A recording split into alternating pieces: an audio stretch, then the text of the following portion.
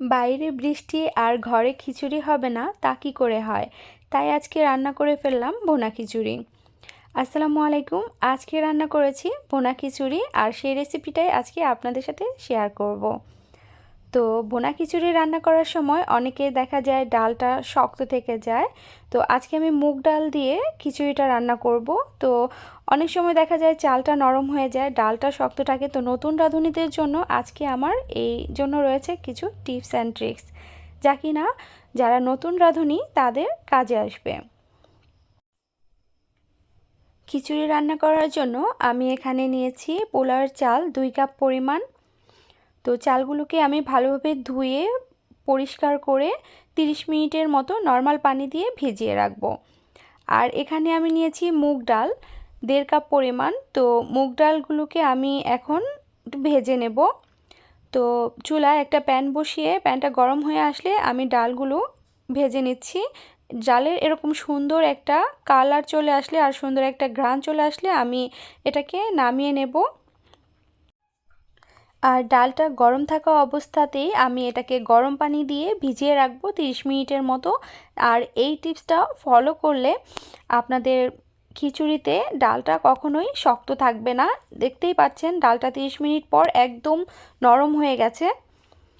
আর এখন আমি একটা প্যানে দিয়ে দিচ্ছি পেঁয়াজ কুচি 1 কাপ পরিমাণ, আর দিয়ে দিচ্ছি হাফ কাপের মতো তেল। আর এখানে তেজপাতা, এলাচ, দারচিনি আর লবঙ্গ দিয়ে দিয়েছি। এখন আমি পেঁয়াজ আর এই মশলাগুলোর সাথে একটু ভেজে নিচ্ছি। পেঁয়াজটা ভাজা হয়ে আসলে আমি দিয়ে দিচ্ছি 1 টেবিল চামচ আদা বাটা, 1 টেবিল চামচ রসুন বাটা। আদা আর রসুনটাকে আমি ভালোভাবে পেঁয়াজের সাথে ভেজে নিচ্ছি। আদা রসুনটা ভালোভাবে ভেজে নিয়ে এর মধ্যে আমি সামান্য পানি দিয়ে দিচ্ছি মশলা দেওয়ার জন্য। তো এখানে আমি দিয়ে দিচ্ছি জিরার গুঁড়া 1 চা চামচ, ধনিয়ার গুঁড়া 1 চা চামচ, হলুদের গুঁড়া 1 চা চামচ, মরিচের গুঁড়া 1 চা চামচ আর স্বাদ মতো লবণ দিয়ে আমি মশলাটা ভালোভাবে কষিয়ে নিচ্ছি।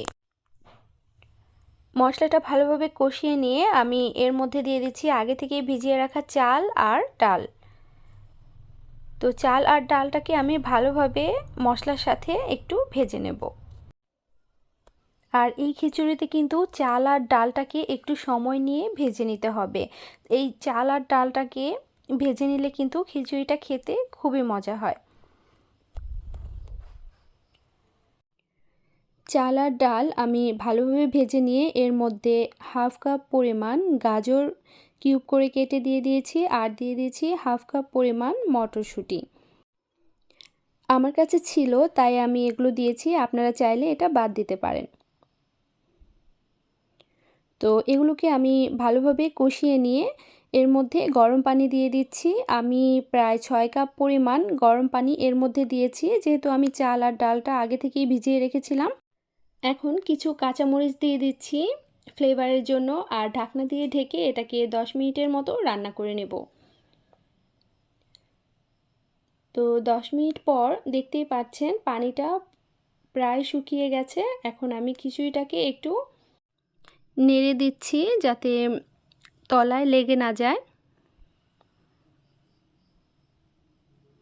আর এভাবে করে আমি খিচুড়িটা একটু মিশিয়ে নিচ্ছি।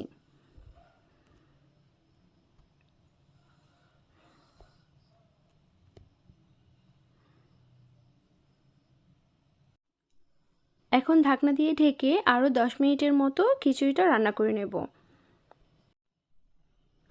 তো 10 মিনিট পর দেখতেই পাচ্ছেন খিচুড়িটা পুরোপুরি রান্না হয়ে গেছে। আর এ পর্যায়ে আমি দিয়ে দিচ্ছি 2টা পোলাও পাতা ছোট ছোট করে কেটে দিয়েছি।